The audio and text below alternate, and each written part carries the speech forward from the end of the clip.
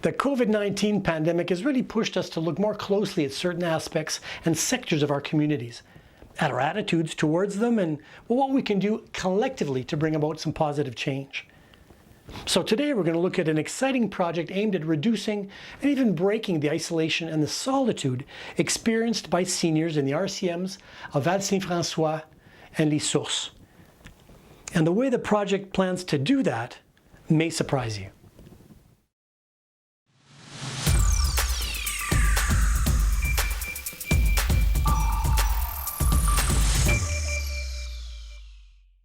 Hi again, Ed Humphrey here with a new episode of About Townshippers. Now this is a series in which we take a good look at the organizations and the individuals that provide both services and support to the English-speaking communities spread throughout the beautiful eastern townships of Quebec. And in today's conversation, I speak with Marie Dion, who is coordinator of Culture for Seniors, a very collaborative project developed to improve the lives of English and French-speaking seniors living in the RCMs of Val-Saint-François and Les Sources. We're all ready, so let's jump in. Good afternoon, Marie. It's really good to see you today. Good afternoon, Ed. Good to see you as well. Now, I don't think I'd be mistaken if I said that this pandemic has caused a lot of problems, but has also amplified existing problems that we had throughout our communities. And one really important problem that is coming to light is the isolation of our seniors. Now, you're involved in a really exciting project that even before COVID-19 was trying to find a solution to the isolation of seniors. And I was wondering if you could talk to us a bit about Culture for Seniors. The aim is to promote social participation of seniors. And we want to help more isolated seniors through the use of arts and culture. And it is in the territories of Les Sources and Val-Saint-François RCMs, and will special attention to Anglophones in minority language situations who are known to be more at risk. Now, when you're talking about arts and culture, what are you referring to? Well, that's a good question. Even though it seems very simple, we had a meeting yesterday with the research team, and you know what? We discussed what do we want to use, like with arts and culture. So there are different forms of arts that can be used, such as circus, poetry, but also music or singing. But the goal is really that it remains accessible for seniors. So there's no prerequisite. But the idea is that more and more, it's renowned that art improves health through social participation. So that is what we try to understand and improve.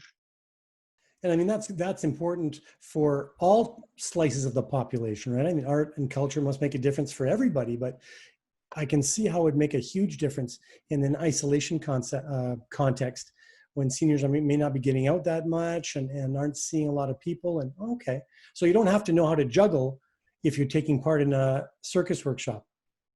No, exactly. It's really democratic. It's for everyone. The idea is to have fun, but we will hire professionals to help the seniors and develop skills, but step by step at their own rhythm.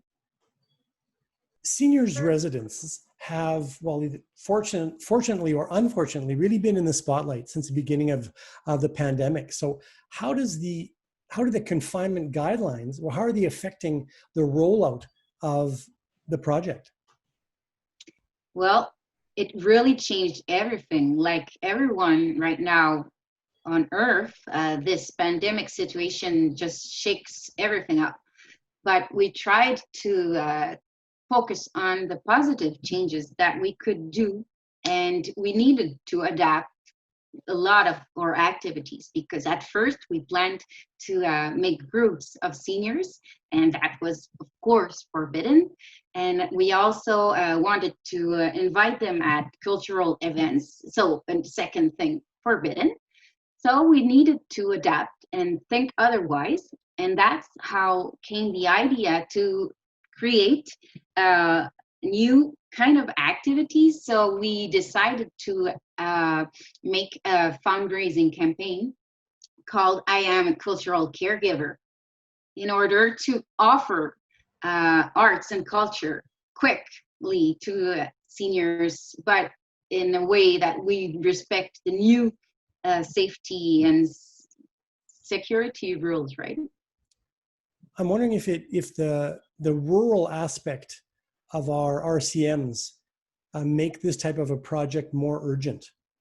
Well, regardless of the crisis, just to be in a rural region, it makes it more necessary to help our seniors, because many of them feel more isolated due to their particular geographical situation. So within the pandemic, it is even amplified. What type of benefits are you hoping that the seniors reap from this really, really unique project? Well, that's an excellent question.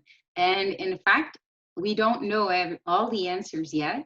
We know that, and we have this thought or hypothesis that we think it will contribute to overall well-being, and that is more and more renowned around the world with the OMS. And but we want to go a bit further, and that's why we have a research team that is going to accompany the project and evaluate our actions to see what are the positive effects of art and culture for seniors, but also for the community, in order to work together to offer services, both cultural, but also political, health, and research together, in order to offer better inclusion of seniors in our society.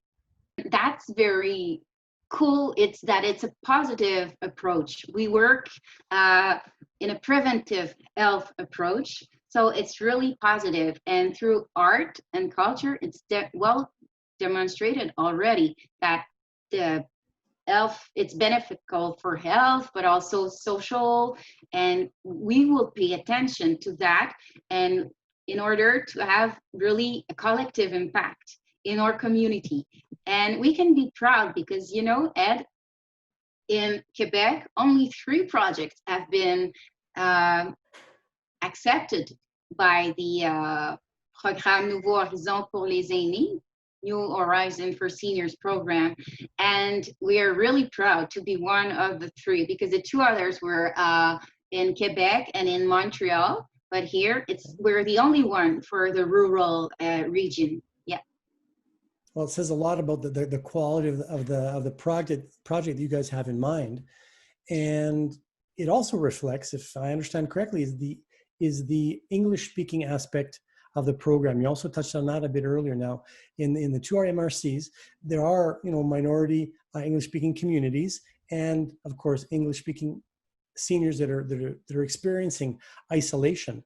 Now, are the activities that you're planning, are they kind of all inclusive, or are they language specific, or are they always going to be bilingual? So how do you imagine that aspect? Well, that's a good question, Ed. And you know what? Last week, I asked it to our senior committee that we want this committee to be, you know, really their role is to help us choose the good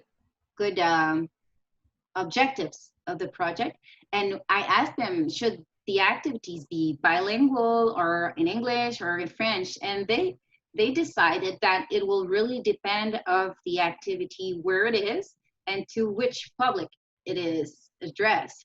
So the idea is that some will be bilingual to promote the bonds between the community, which is a good asset of arts, since ever, you know, we can dance in whatever music, whether we understand the lyrics or not, doesn't matter. We do understand the boogie boogie, right?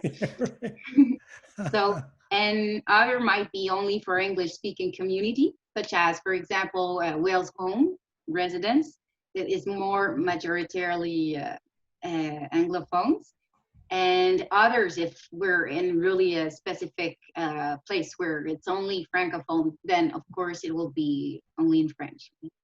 The government also gave us the support they do for 5 years, and it is because of that aspect of both rural region but also English speaking community, That's a nice because help. both of them are more at risk of being isolated, and that's really a risk for health determinant. Did you know, Ed, that to be isolated is as bad for health as being a smoker, like if you smoke 15 or less cigarettes a day? I had never heard that fact.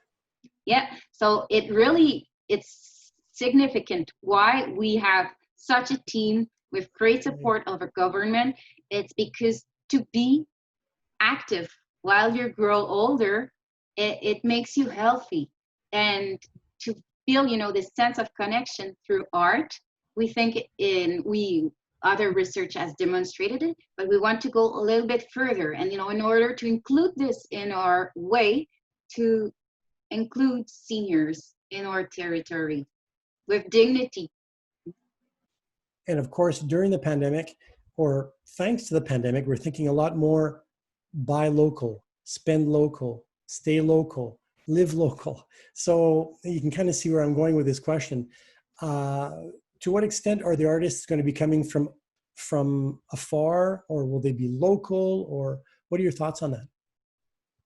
Well, that's one of our main criteria, is to be local, because we hoped we can encourage links between seniors, but also between our artists.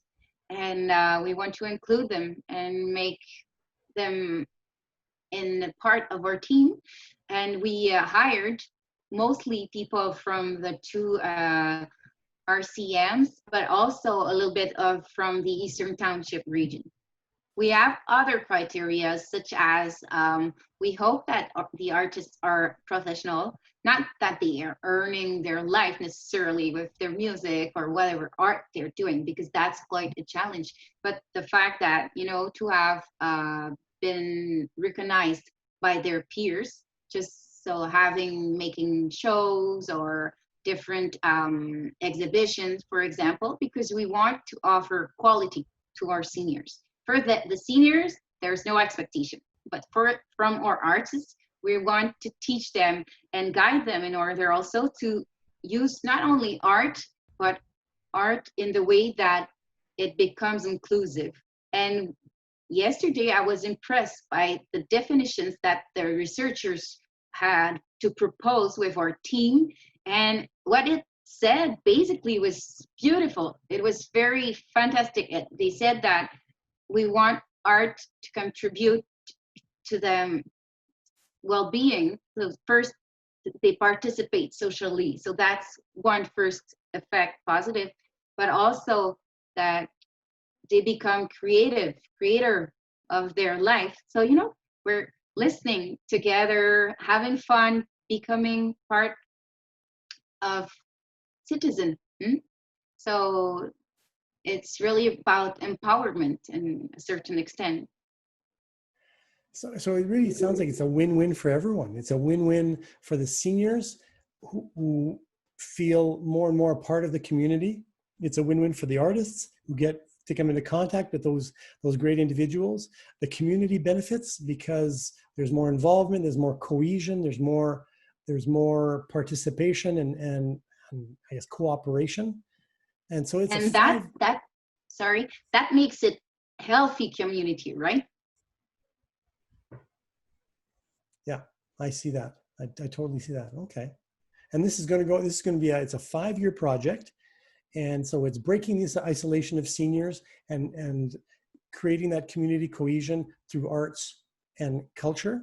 And now if someone wants to get involved, Marie, whether it's an artist or whether it's a seniors center or whether it's someone that watches the video and would like thinks that their parents or their grandparents would enjoy it, how do we get more information about the project? Well, that's a good question. They can, for the moment, we don't have any website because we're still planning our activities. It will come sooner. So Culture for Seniors will have a website soon. But for now, they can email me for sure. And it's info@cultureforseniors.ca. And you said, Ed, that this was a 5-year project. And that is very positive because we have 5 years to build mobilization of the actors, but we have also the challenge to make it more than 5 years. And in fact, we want it to be a sustainable and constructive effect so that it lasts even after we're gone. Well, I'm going to be really interested to follow the evolution of this project. So if you'd like, it'd be great if we could have another chat in a couple months and see how things are going and get a bit of an update on the program and how the activities are going, either during or outside of the COVID-19 situation. Now, Marie-Dion, you're a coordinator with this exciting 5-year project, which is called Culture for Seniors, and it'll be taking part in the RCM of des Sources and Val-Saint-François. I'd like to thank you for taking the time to speak to me today, and I promise you we'll keep in touch to see how this great thing moves forward. It's been my pleasure. Take care. You too. Bye. Culture for Seniors is another great example of the great initiatives being developed for the English communities in the townships. Now, if you're an artist and would like to get involved, if you simply want some more information on this developing project for seniors, well, please contact Marie-Dion by email, and her address is info@cultureforseniors.ca. My name is Ed Humphrey. Thank you very much for being there today, and we will be back quite soon with a brand new episode of About Townshippers. Take care.